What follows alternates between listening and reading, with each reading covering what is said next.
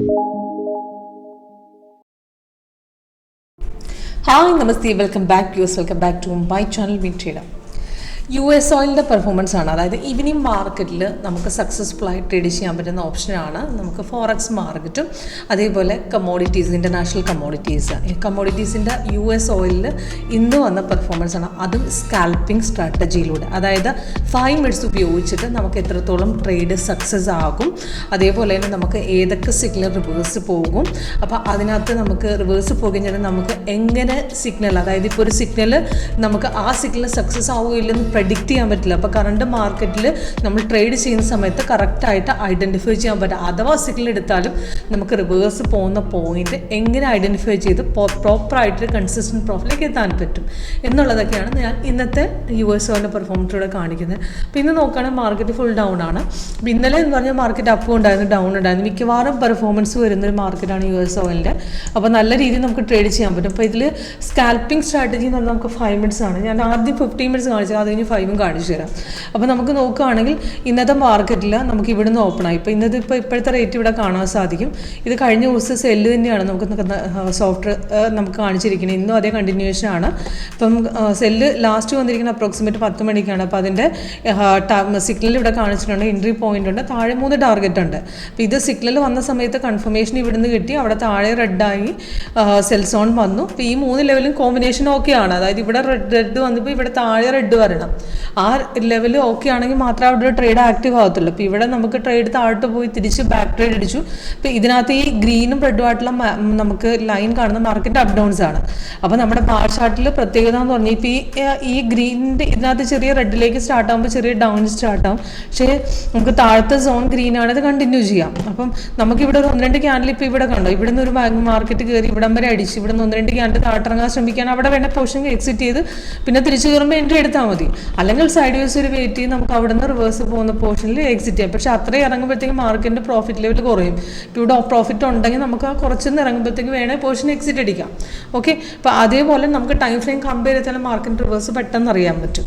അപ്പോൾ അതേപോലെ തന്നെ ഇവിടെ തിരിച്ച് കയറുമ്പോഴത്തേക്ക് ഇവിടെ ബാക്ക് ട്രേഡ് എടുത്ത് പുൾ ബാക്ക് അടിച്ചു, ഇപ്പോൾ ഇവിടെ എക്സിറ്റ് അടിച്ച് തിരിച്ച് പിന്നെ സപ്പോർട്ട് എടുക്കുമ്പോൾ എൻട്രി എടുത്ത് വെച്ചാൽ മതി. അപ്പോൾ ആ സമയത്ത് സോഫ്റ്റ് റീ എൻട്രിയും തരികയും ചെയ്യും. ഇപ്പോൾ ഇവിടെ സപ്പോർട്ട് നമുക്ക് ഇവിടെ കട്ട് ചെയ്തു, 2 പ്രാവശ്യം കട്ട് ചെയ്ത് ബ്രേക്ക് ചെയ്ത് പോയി. അപ്പോൾ അവിടെ റീ എൻട്രി വന്നിട്ട് 3 ടാർഗറ്റ് അടിച്ച സിഗ്നലാണ്.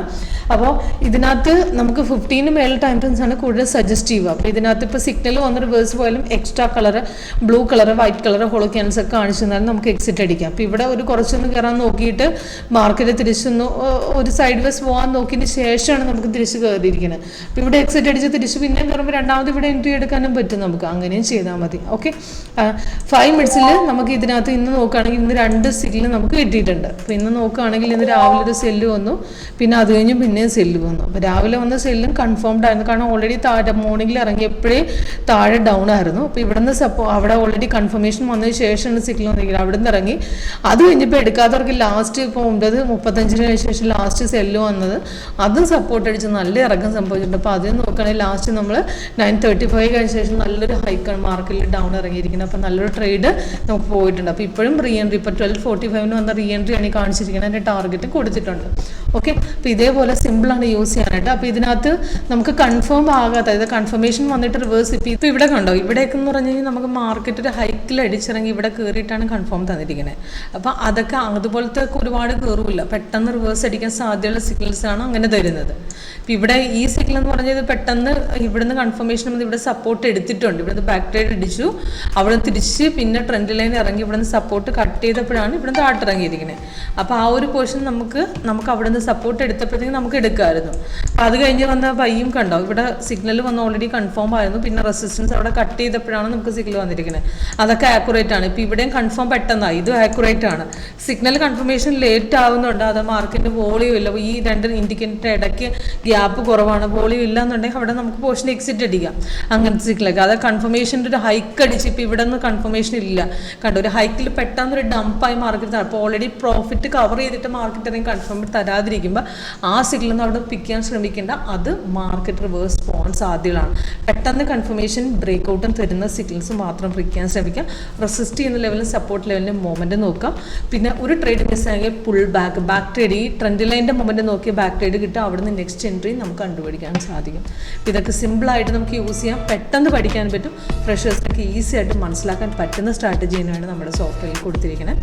അപ്പോൾ ഇതൊക്കെ ഫോറക്സിൽ മാത്രമല്ല, ഇന്ത്യൻ മാർക്കറ്റിലും അതേപോലെ ക്രിപ്റ്റോ, കമ്മോഡിറ്റീസ് എല്ലാത്തിലും നമ്മുടെ സോഫ്റ്റ്വെയർ ഇൻസൈറ്റ്സ് ഒക്കെ സപ്പോർട്ടാണ് നമ്മുടെ സോഫ്റ്റ്വെയർ. Okay, thank you.